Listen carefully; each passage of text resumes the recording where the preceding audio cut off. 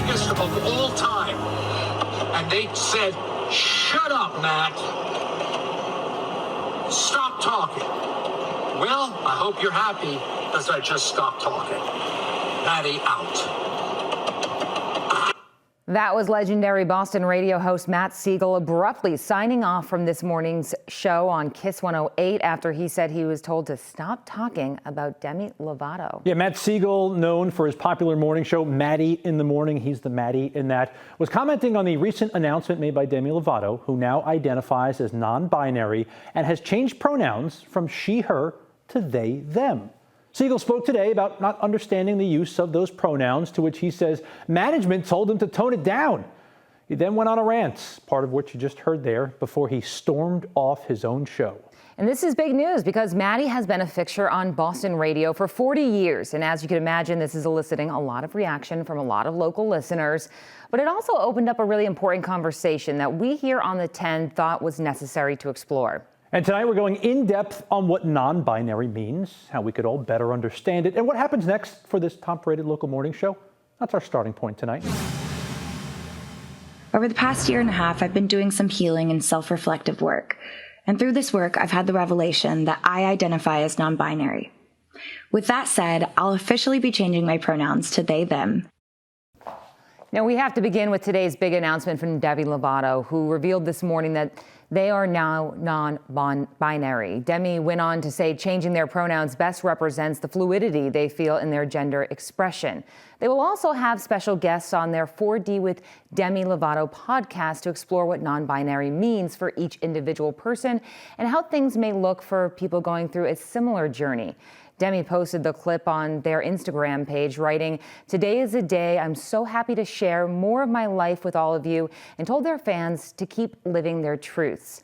And it was this announcement that prompted discussion on this morning's Matty show. As for what Matt Siegel said and whether he plans to return to the airways, well, we'll have more on that in just a little bit, Tim. Well, first, Jackie, let's explain what non-binary means. So binary, the word itself simply means two different things. So when it comes to gender binary, it's essentially just classifying gender in two very distinct opposite things, masculine and feminine. So non-binary means someone doesn't identify solely as male or solely as female. We spoke with Brittany De La Creta, the freelance reporter who covers LGBTQ plus issues and is also non-binary, about gender identity. Non-binary is a gender identity that falls under the transgender umbrella, and all it means is that someone doesn't identify with a binary gender, so man or woman. And that can mean different things to different people. Some people might say they're neither a man or woman. Others may say they're both. And some people feel like they kind of shatter the binary altogether. But it's a really individual thing, and there's infinite ways to be non-binary. So you heard it there. Non-binary could mean something different to everyone. And Brittany says one way to be conscious of people's identities is to recognize the importance of that pronouns have and to respect that. When you honor someone's pronouns, you honor their identity and you say that you respect who they are and how they want to be seen by the world. Pronouns are a personal choice. So some non-binary people, like Demi Lovato, use they, them pronouns, while others might use she, her, or he, him, or other pronouns altogether. And so just like gender identity, pronoun is a personal choice too. And Brittany says it's also important not to assume someone's pronouns, but rather to normalize asking someone what they identify with. In an effort to do this, a lot of workplaces, organizations, and even schools now encouraging people to fill out their pronouns in their email signature. You've probably seen it. The University of California, San Francisco actually has a resource center dedicated to signature examples like the ones you see here. They say this practice helps minimize misgendering, and it's an important strategy towards inclusivity. And it's also becoming more common on social media as well. Just last week, Instagram launched a new feature allowing people to add pronouns to their profiles so it comes up next to your name. You can also choose to display pronouns to only the people that follow you, too. Well, we talked about non-binary a little bit and the importance of pronouns, but to understand all that, also important to get more context on how rapidly the language of inclusivity has been changing in recent years. Just a decade ago, it was only 4 letters, LGBT, lesbian, gay, bisexual, and transgender.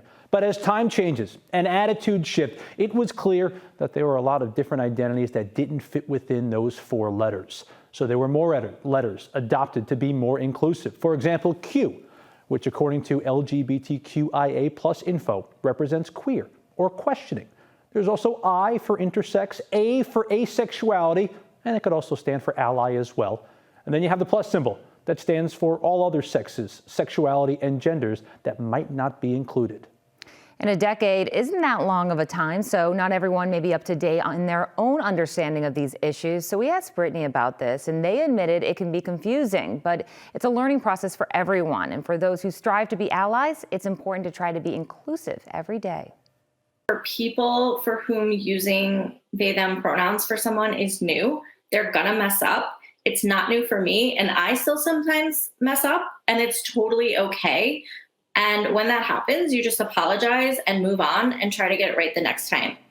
So here's where that understanding and the radio show kind of merge in the middle. Because Matt Siegel left the show abruptly this morning, there was no actual explanation or even apology in all this. Although in his final comments on air this morning, he did allude to the fact that walking out of the studio mid-show wasn't about his particular feelings on the gender identity issue or even Demi Lovato, but more about being told what he can and can't say on his own show.